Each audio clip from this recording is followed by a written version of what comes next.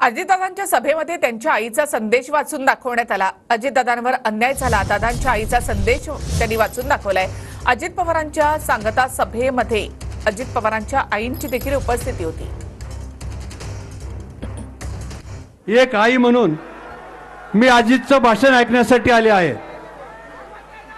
एक आई म्हणून एक गोष्ट तुम्हाला अजितच्या बाबतीत सांगायची आहे। अजित लोकांचे प्रश्न अडचणी सोडवण्यासाठी सतत धडपडत असतो। लोकांचे प्रश्न सोडवण्याशिवाय त्याला चैन पडत नाही। त्यासाठी मनामध्ये काही न ठेवता तो स्पष्टपणे बोलत असतो। एक आई म्हणून माझं दुःखच मला माहित आहे की अजितवर काय अन्याय झालाय आणि तो काय सोचतोय हे मला माहित आहे।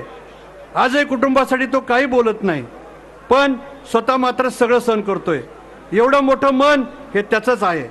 तुम्ही बारामतीकरांनी त्याच्या पाठीशी उभा राहावं एवढीच मी तुम्हाला विनंती करते। तुमची अजितची आई।